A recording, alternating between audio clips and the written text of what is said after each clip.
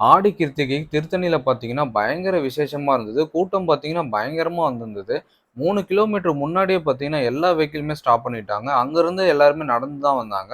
நாங்க ஒரு special pass வாங்கிட்டு அதுல கார்ல வந்துட்டுருந்தோம். முருகர பார்க்க நெறைய பேர் காவடி சுமந்துகிட்டு மலை மேல ஏறி நடந்து வந்துட்டு இருந்தாங்க. செம்ம எக்ஸைட்மென்ட்டா இருந்தது. இதுதான் அந்த முருகர் நான் கோவிலு. ஏற்கனவே திருத்தணிக்கு வந்திருக்கேன். இருந்தாலும் ஆடி மாசத்துல இதான் ஃபர்ஸ்ட் டைமா வரேன். அறுபடை வீடுகள்ல ஒண்ணான திருத்தணிக்கு பார்த்தீங்கன்னா, மக்கள் கூட்டம் எப்பவுமே இங்க அதிகமா தான் வரும். இந்த மலை ரொம்ப சின்ன மலைங்கிறதுனால சீக்கிரமாவே நாங்க ரீச் பண்ணிட்டோம். கோவில் பக்கத்திலேயே கார பார்க் பண்ணிட்டு, அங்கருந்து சாமிய பார்க்கறதுக்காக கிளம்பி போனோம். இந்த திருத்தணி கோவில் பார்த்தீங்கன்னா, திருவள்ளூர் டிஸ்ட்ரிக்ட்ல இருந்தாலும், இது வந்து ஆந்திராவோட பார்டர் பக்கத்துல இருக்கிறதுனால, இந்த கோவிலுக்கு வர மக்கள் பார்த்தீங்கன்னா, ஆந்திராலேருந்து வர மக்கள் தான் அதிகமா வராங்க. தமிழகத்திலேருந்து வர மக்கள விட, ஆந்திரா மக்களே இங்க அதிகமா வந்து சாமிய தரிசனம் பண்றதா நான் கேள்விப்பட்டேன். உடல் ஊனமுற்றோர்லேருந்து வயசானவங்க வரைக்கும் இங்க பார்த்தீங்கன்னா, முருகர பார்க்கறதுக்கு காவடி எடுத்துக்கிட்டே வந்து நெறைய பேர் சாமிய பார்க்க வராங்க. இந்த திருத்தணியில இருக்கிற முருகரோட பேரு என்னன்னு கேட்டீங்கன்னா, சுப்பிரமணிய சுவாமின்னு சொல்லுவாங்க.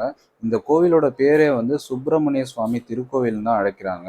சென்னையிலேருந்து சுமார் 70 கிலோமீட்டர் தூரத்துல இருக்கிற இந்த கோவில் பார்த்தீங்கன்னா, திருவள்ளூர் மாவட்டத்துல தான் இருக்கு. திருவள்ளூர் டிஸ்ட்ரிக்ட்லயே பார்த்தீங்கன்னா, இந்த கோவில் வந்து ரொம்ப சிறப்புமிக்க கோவிலா அங்க இருக்கிறவங்க பார்க்குறாங்க.